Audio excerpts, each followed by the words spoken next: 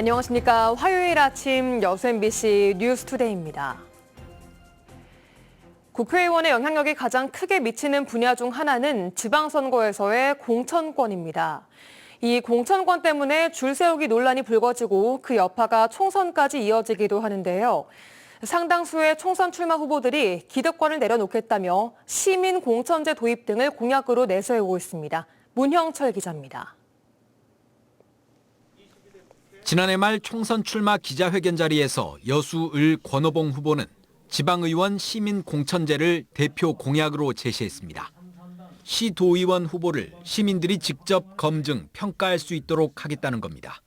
민주당에서 나와 무소속으로 출마한 이후에도 이 같은 생각에는 변함이 없습니다.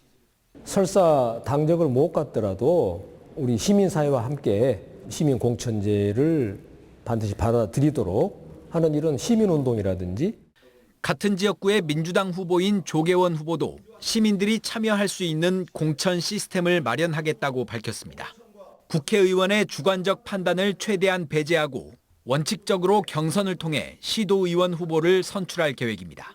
당의 시스템 하에서 정책 토론이나 이런 것들을 통해서 검증받고 이게 좀 더 확장이 된다면 시민도 거기에 참여해서 순천에 출마했던 서가번 전 의원은 공천권을 완전히 내려놓겠다는 것을 1호 공약으로 내걸었고 여수갑에 출마했던 이용주 전 의원도 국회의원 소환제 도입과 공천 시스템 정비를 약속하기도 했습니다. 지방자치 확대와 시민 참여가 거스를 수 없는 흐름인데다 공천 불공정 논란이 불거지면 결국 자신의 정치적 행보에도 큰 걸림돌이 될 수밖에 없습니다. 이유가 어떻든 간에 공천 과정에서 국회의원의 영향력을 최소화하려는 움직임은 긍정적으로 평가할 만하지만 현실적으로 가능할지에 대한 의문은 남아 있습니다. 항상 국회의원들이 지역위원장이 돼서 줄 세우기들을 하니까 문제가 되는 거는 사실인데 공천 결과에 대해서 누가 책임질 것인가. 공천권을 내려놓겠다는 각오만큼이나 이를 뒷받침할 수 있는 구체적인 제도적 장치를 제시해야 한다는 목소리도 커지고 있습니다. MBC 뉴스 문형철입니다. 지난 여름 집중호우로 암석이 무너져 내린 붕괴지가 방치돼 있습니다. 사고 발생 후 1년 가까이 되어가지만 복구 작업은 시작도 못하고 있습니다. 중장비가 오고 갈 진출입로가 없어 손도 못 대고 있는 건데요. 여수시는 붕괴지를 맡고 있는 시 소유 건물을 결국 철거하기로 결정했습니다. 최황지 기자가 취재했습니다. 지난 여름에 쏟아진 장맛비로 산사태가 발생한 여수 동백 공영주차장 뒤편입니다. 사고 후 1년이 다 되어가는데 아직까지 주차장은 굳게 닫혔고 임시 설치된 그물망 위로 암석이 걸려 있어 위험천만한 모습입니다. 붕괴지가 주변 건물에 의해 고립된 구조여서 복구 공사가 시작도 못하고 있습니다. 붕괴된 안반 사면을 복구하려면 대형 중장비가 오갈 수 있는 통로가 필요하지만 보시다시피 인근 상가와 이 주차장에 의해 모두 막혀 있습니다. 여수시는 진출입로 확보 방안을 논의한 끝에 붕괴지를 막고 있는 동백 공영주차장을 철거하기로 했습니다. 지난 2017년 오동도 주변의 주차난 해소를 위해 35억 원을 들여 준공된 공영주차장이 7년 만에 다시 사라지는 겁니다. 마을 주차장이 사라진다는 소식에 인근 상인과 주민들은 주차난 재발과 공사 피해 등을 우려하고 있습니다. 우리 딸이 지금 여수에 있거든. 하면서 와서 우리 집 일 보고 가려고 하면 그냥 요 주차될 데가 없어서 뺑뺑이더라 애기가. 이거 지을 때도 물론 이 주민들이 더군다나 우리 같은 집은 엄청 피해를 봤어요. 소음도 그렇지만 저기서 막 저런 큰 건물 지으니까.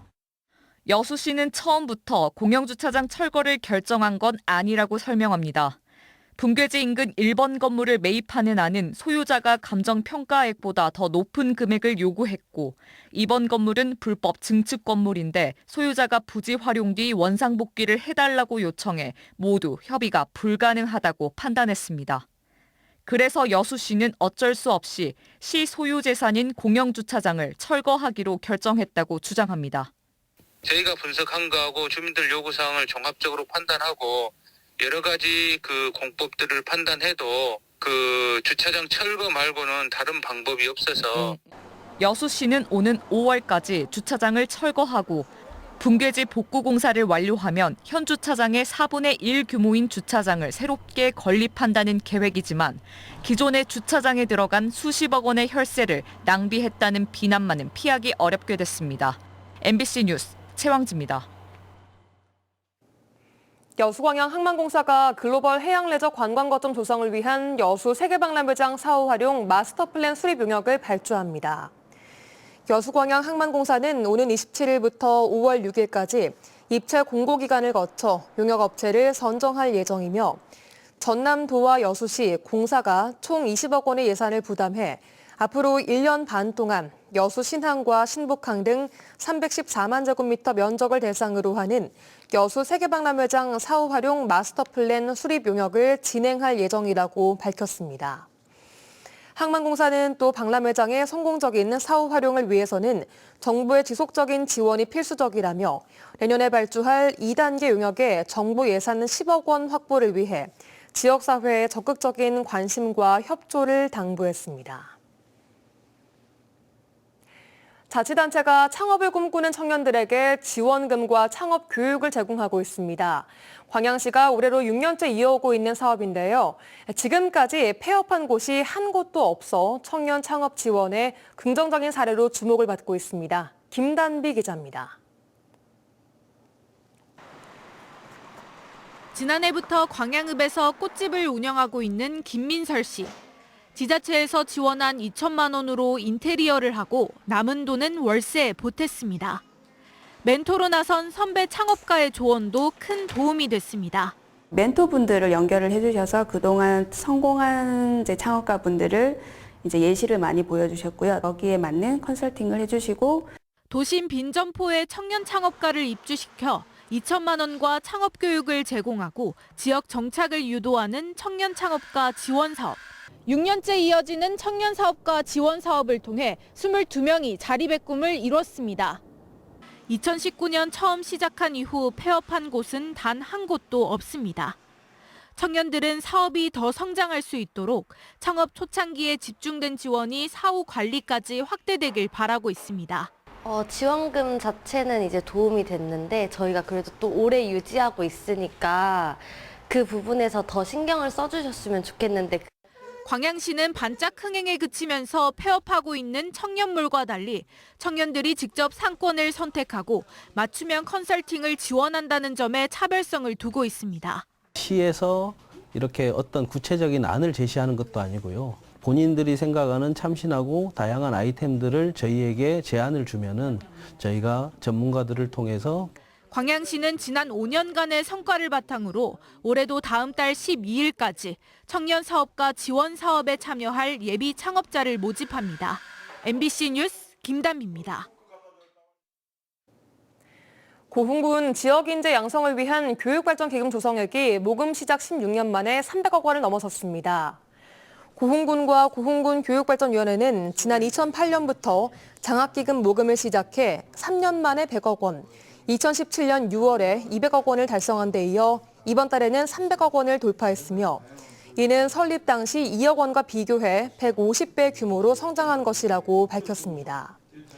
고흥군은 올해 관내 초중고 입학생 717명에게 1억 5천만 원의 입학 축하금과 관내 고교를 졸업한 대학 신입생 20명에게 7천만 원의 장학금을 지급했으며 연말까지 각종 경시대회와 미래인재 해외 문화체험 등 교육 환경 개선 사업에 기금을 사용할 예정입니다.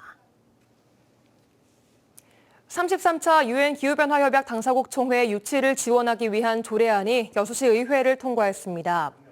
구민호 의원이 대표 발의한 해당 조례안에는 오는 2028년 개최되는 당사국 총회를 유치하기 위해 유치위원회를 설치 운영하고 유치위원회가 추진하는 사업에 대해 예산을 지원할 수 있도록 하는 내용 등이 담겨 있습니다. 완도 쌀과 농특산물이 러시아와 중국으로 수출됐습니다. 그동안 시중가보다 낮은 값에 수출하던 것과는 달리 제값을 받고 해외 판매가 이루어진 게 특징인데요. 신광하 기자가 보도합니다. 완도군 브랜드 쌀 자연 그대로미 18톤을 실은 컨테이너입니다. 러시아 수출 선정용으로 이번이 10번째 선정 물량입니다. 완도군 농협연합이 쌀 수출을 시작한 것은 지난 2018년부터입니다. 말레이시아를 시작으로 해마다 100톤가량 수출됐지만 이번 수출을 계기로 향후 5년간 1000톤이 러시아 시장으로 진출할 예정입니다. 옛날 같은 경우는 물류비 지원을 안 받고 했습니다만 수익이 전혀 창출 안 됐습니다만 지금 수익을 적정 수준 수익을 내면서 수출하고 있기 때문에 농가 소득이 굉장히 보탬이 되고 있습니다. 중국으로 수출하는 컨테이너에는 완도 특산품인 전복과 비파로 만든 음료 5만 병이 실렸습니다. 수출액은 2,900만 원에 불과하지만 현재 중국 시장의 건강음료 열풍을 감안하면 수출 물량은 크게 늘어날 전망입니다. 反响特别的好啊，我们中国人民特别喜欢喝啊，然后我们今年又加了3款，正在加班加点的研发，希望更多的완岛菌的产品。 완도군은 러시아, 중국 수출 선적 기념식을 갖고 더 많은 쌀과 특산품을 수출하기 위해 지원 대책을 마련하겠다고 밝혔습니다. 그동안 저가의 밀어내기 방식의 수출에서 벗어나 흑살리기와 유기 인증, 할랄 인증 등 차별화된 품질로 수출에서도 제값을 받겠다고 강조했습니다. 정말 깨끗한 기후를 바탕으로 하고 오염되지 않는 토양을 바탕으로 해서 우리 완도의 쌀이 보다 더 많이 해외로 수출될 수 있도록 오염되지 않은 깨끗한 흙과 바람, 물을 지키려는 노력이 완도 농수산물의 수출 확대와 제값 받기에 1등 공신이 되고 있습니다. MBC 뉴스 신광하입니다.